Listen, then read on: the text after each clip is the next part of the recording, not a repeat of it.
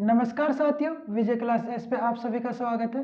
तो साथियों, हम बात कर रहे थे राजस्थान की राज व्यवस्था में। तो उसके जैसे कि हमने जैसे कई टॉपिक वहाँ पे कंप्लीट कर लिए थे, आज उन्हीं में से एक हमारा एक टॉपिक रहेगा स्थानीय स्वशासन। तो स्थानीय स्वशासन के बारे में हम बात करेंगे। तो आज की क्लास में इसी के बारे में बात करने वाले। तो हम जैसा कि स्थानीय स्वशासन के बारे में जानने से पहले हम कुछ मतलब स्थानीय स्वशासन से मतलब क्या है। तो स्थानीय स्वशासन की मैं बात करूँ तो स्थानीय स्वशासन मतलब जो एक भारत की एक अवधारणा कह सकते हैं इसको। मतलब स्थानीय स्वशासन आखिर इसकी शुरुआत कैसे हुई और मतलब इसका मतलब इसमें किन किन को संस्थाओं को रखा गया, इन सभी के बारे में बात करेंगे। तो मैं सबसे पहले बात करूँ तो स्थानीय स्वशासन को हम भारत की एक अवधारणा मानते हैं। तो अवधारणा या फिर नवाचार कह सकते हैं कि मतलब इसका संविधान में उल्लेख तो किया गया था, लेकिन इसको बाद में मतलब किस प्रकार से स्थानीय स्वशासन को जोड़ा गया और मतलब उसके बारे में। तो उसकी मैं बात करूँ स्थानीय स्वशासन, स्थानीय स्वशासन। अब मैं स्थानीय स्वशासन की बात करूं तो इसमें हम सबसे पहले तो क्या कह सकते हैं कि भारत, जो भारत है अपना, तो भारत देश की अवधारणा अवधारणा या फिर नवाचार।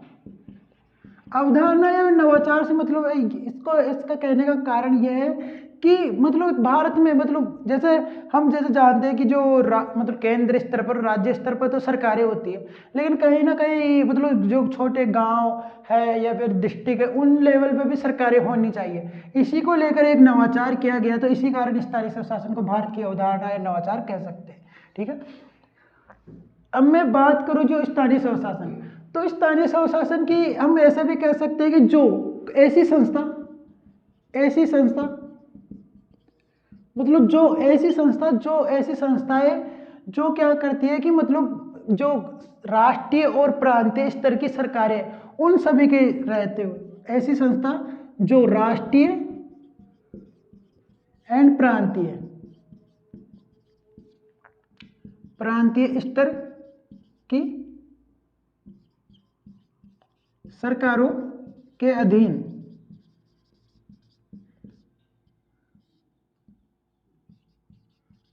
रहते हुए, तो हम कह सकते हैं कि ऐसी संस्थाएं जो राष्ट्रीय और प्रांतीय स्तर की सरकारों के अधीन रहते हुए मतलब जो गांव के विकास या फिर ग्रामीण स्तर पर या गांव के विकास में कार्य या कह सकते हैं कि स्थानीय भूमिका में कार्य करती है या स्थानीय शासन के रूप में कार्य करती है। तो उनको कहते हैं, जैसे कह सकते हैं कि ऐसी संस्थाएं जो राष्ट्रीय और प्रांतीय स्तर की सरकारों के अधीन रहते हुए ग्रामीण या स्थानीय स्वशासन के विकास के लिए, स्थानीय लोगों के विकास के लिए कार्य करती है। तो ऐसी संस्थाएं भी स्थानीय स्वशासन के अंतर्गत कह सकते हैं।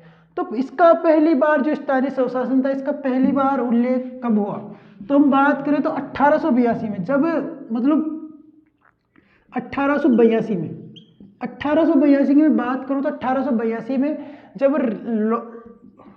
लॉर्ड रिपन, जो एक अंग्रेज अधिकारी थे, लॉर्ड रिपन जो उस टाइम वायसराय थे, तो उन्होंने क्या किया था कि लॉर्ड रिपन ने उस टाइम जो यहाँ पे जनरल थे, तो इन्होंने क्या किया था, गवर्नर जनरल लॉर्ड रिपन ने इन्होंने क्या किया था कि स्थानीय स्वशासन की अवधारणा दी थी। इन्होंने स्थानीय स्वशासन था, तो स्थानीय स्वशासन मतलब ऐसा इन्होंने एक मतलब गांव के विकास के लिए एक नियम कायदा बनाया था, कह सकते हैं। मतलब तो उसी को जो लॉर्ड रिपन का मैग्ना कार्टा या कह सकते हैं कि स्थानीय स्वशासन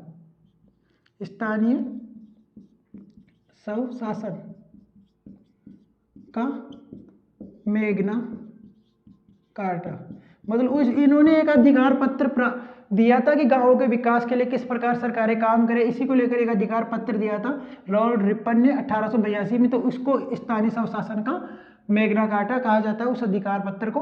और लॉर्ड रिपन को जो स्थानीय स्वशासन का जनक भारत में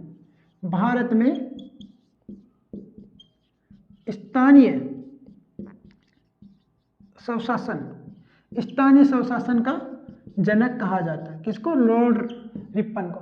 लॉर्ड रिपन को स्थानीय स्वशासन का जनक कहा जाता है, जिन्होंने 1882 में स्थानीय स्वशासन का मैग्ना कार्टा के रूप में एक अधिकार पत्र दिया था और जो इन्हें भारत के स्थानीय स्वशासन का जनक कहा जाता है। तो यहीं से उसकी शुरुआत हो गई थी। वही बात करें तो गांधी जी ने भी इसके बाद में जो महात्मा गांधी जी थे, उन्होंने भी क्या किया था कि जो स्थानीय स्वशासन की अवधारणा के रूप के लिए एक ग्राम स्वराज, जो गांधी जी का जो ग्राम स्वराज था, ग्राम स्वराज मतलब एक उद्देश्य था उसको वो इसका मेन उद्देश्य भी यही था कि जो गांधी जी ने ग्राम स्वराज की अवधारणा दी इसका मेन उद्देश्य भी यही था कि जो गाँव के विकास के लिए मतलब कुछ सरकारें बने, या फिर कह सकते हैं स्थानीय स्वशासन से ही इनका मतलब था। तो इन्होंने एक इनकी बुक थी महात्मा गांधी की, तो इन्होंने उनका नाम था my picture of free India.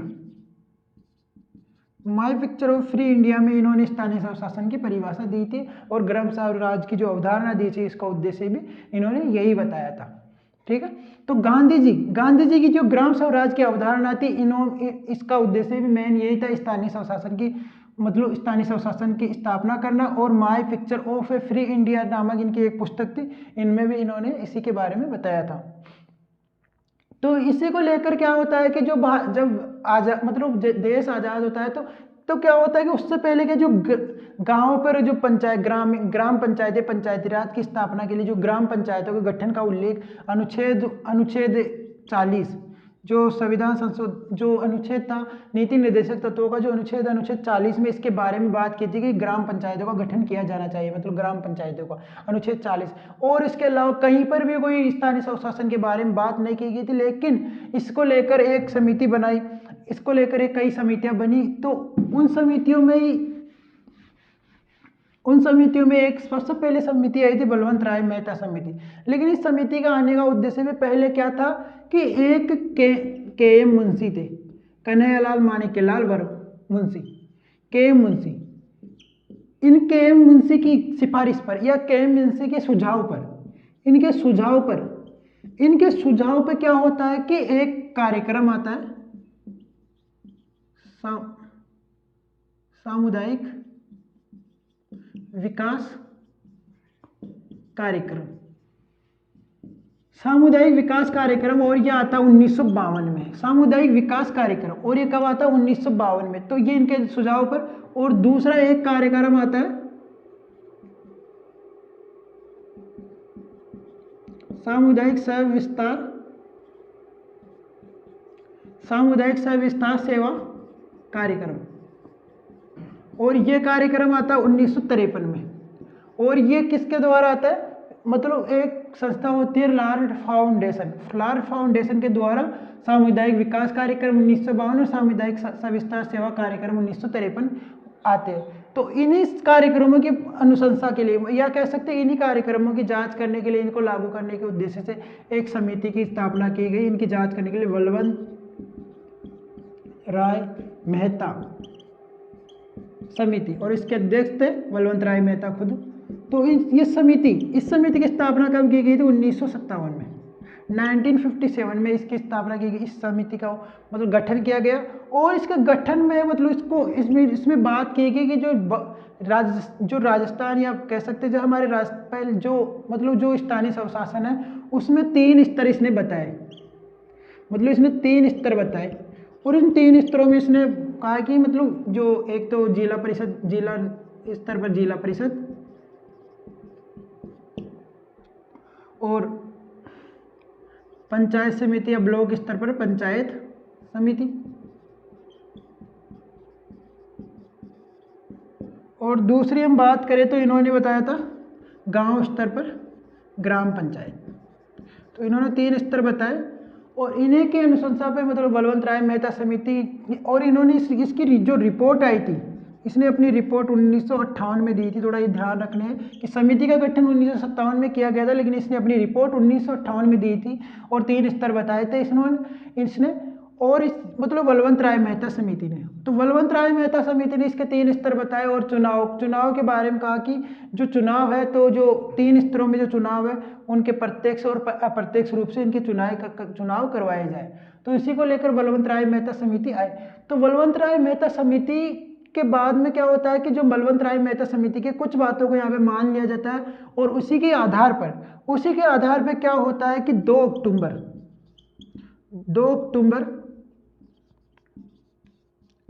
1959 को 2 अक्टूबर 1959 को जो जवाहरलाल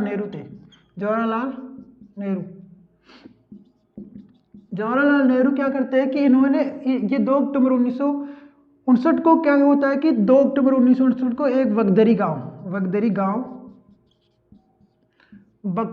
गांव है जो नागौर, अपने राजस्थान में नागौर जिले में, तो नागौर में वगदरी गांव में क्या करते हैं कि पंचायती राज की स्थापना करते हैं।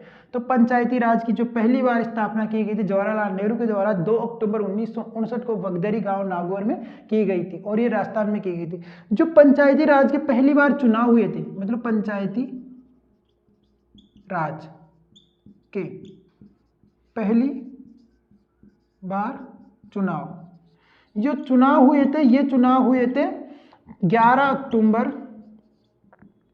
1959 को, और ये चुनाव हुए थे आंध्र प्रदेश में, आंध्र प्रदेश।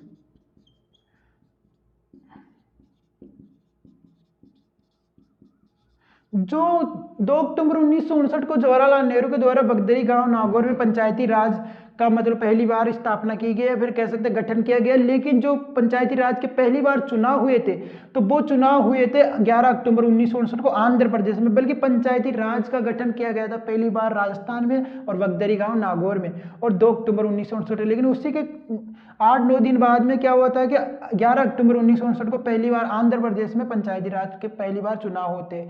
यहाँ पे चुनाव मतलब जो कह सकते हैं कि जो राजस्थान में किया गया चुनाव बाद में होते हैं, बल्कि यहाँ स्थापना पहले कर दी जाती है इसकी गठन, लेकिन चुनाव बाद में होते। पहली बार जो चुनाव हुए थे आंध्र प्रदेश में इसके चुनाव कराए गए थे। तो इसी बलवंत राय मेहता समिति की अनुशंसा पे कह सकते हैं कि 2 अक्टूबर 1959 को जवाहरलाल नेहरू ने वगदरी गांव नागौर में पंचायती राज का गठन किया। ठीक, अब इसी के बाद में क्या होता है कि स्थानीय स्वशासन को लेकर अन्य और भी कई समितियां आती है, तो उन्हीं सभी के बारे में बात कर लेते हैं।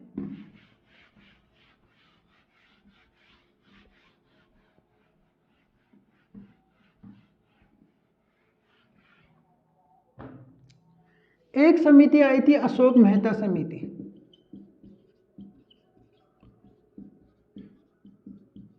अशोक मेहता समिति, और ये समिति थी 1977 में, और इसने अपनी रिपोर्ट दी थी 1978 में।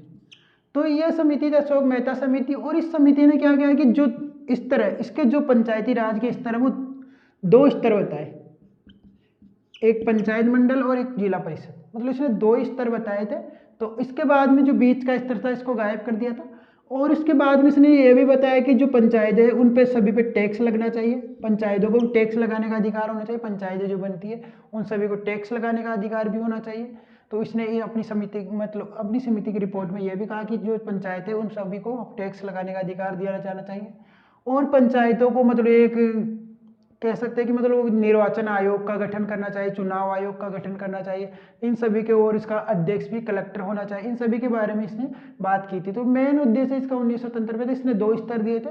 तो कहीं ना कहीं इसका क्वेश्चन इतना ही रहता है कि इस 2 स्तर देने वाली पंचायत समिति वो कौन सी थी जो पंचायत से रिलेटेड समिति, तो वो अशोक मेहता समिति 1977। एक समिति आई थी दातेवाला समिति, यह समिति आई थी 1978 में, 1978 में दातेवाला समिति।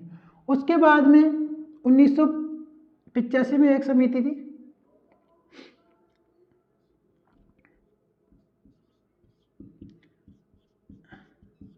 एमएल सिंघवी समिति। एमएल सिंघवी समिति, एमएल सिंघवी समिति मतलब एलएम लक्ष्मीमल सिंघवी समिति 1985। और इस समिति की बात करें तो इस समिति ने भी अपनी रिपोर्ट में मतलब ये कहा था कि मतलब जो पंचायती राज है इनको संवैधानिक दर्जा कहीं ना कहीं संवैधानिक दर्जा देना जरूरी है। तो इसी के अनुशंसा पे क्या हुआ था कि इसको एक पुनर्जीवन मतलब पंचायती राज पुनर्जीवन समिति भी कह सकते हैं, पुनर्जीवन मतलब स्थानीय स्वशासन की पुनर्जीवन समिति भी कहा गया। इसी के बाद में एक समिति थंगून समिति, और इसकी 1988 में इसकी स्थापना रही थी थंगून समिति। थंगून समिति की भी बात करूँ तो ये 1988 में थी। तो ये कुछ समितियां थी जो जिनका मतलब पंचायती राज से संबंध था। तो अभी इसी के आगे हम बात करते हैं कि जो मतलब इसको लेकर क्या होता है कि जो एलएम सिंघवी समिति थी, इसी समिति ने एक मतलब इसको संवैधानिक दर्जा देने की बात करी थी।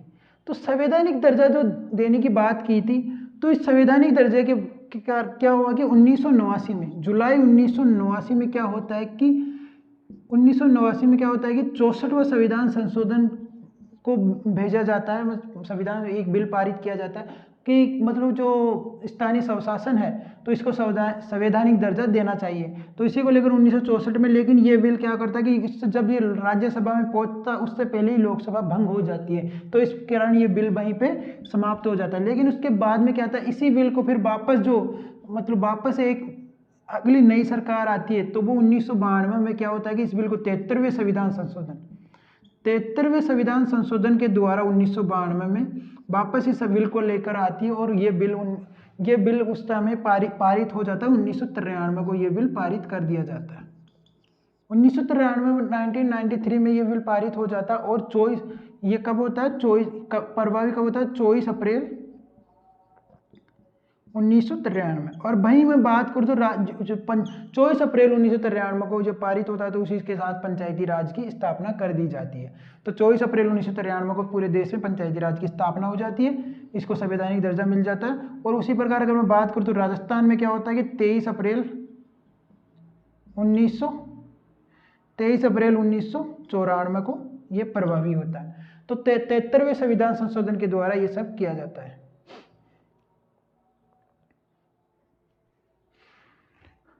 तो अब हम बात करते हैं जो 73वें संविधान के संशोधन के द्वारा इसको क्या करते हैं, संवैधानिक दर्जा मिल जाता है, स्थानीय स्वशासन को, और पंचायती राज की स्थापना हो जाती है।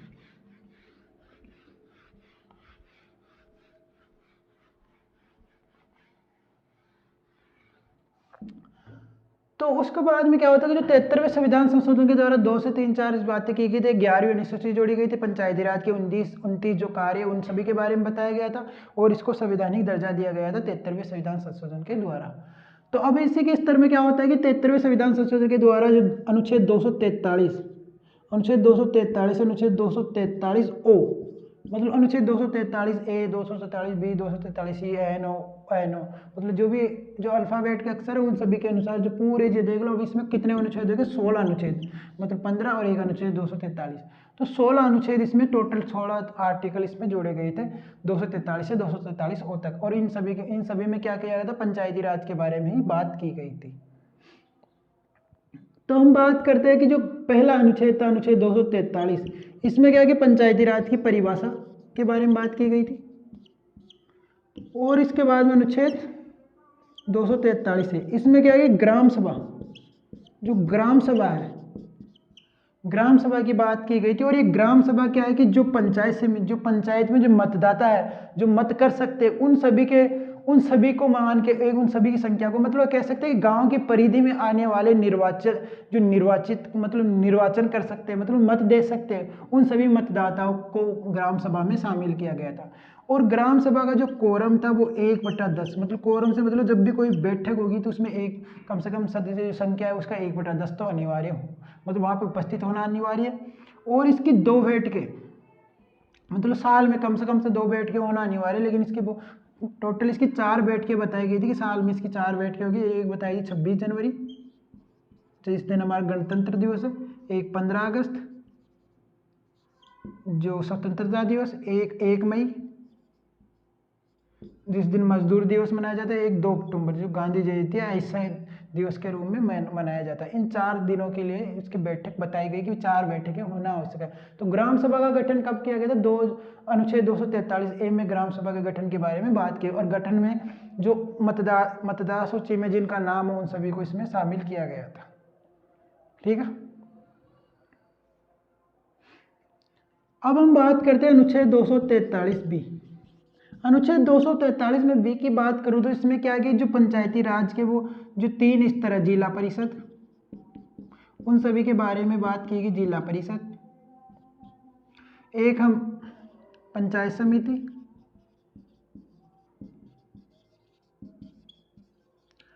और एक ग्राम पंचायत, इन तीनों स्तरों के बारे में यहाँ पे बात की गई थी।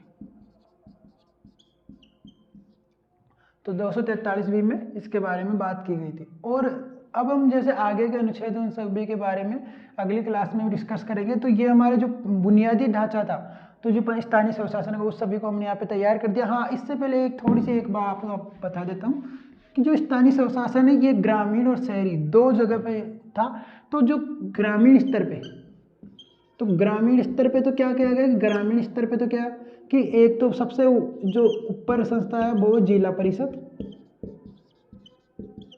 और जो उसके जस्ट नीचे है पंचायत समिति, खंड स्तर पर पंचायत समिति,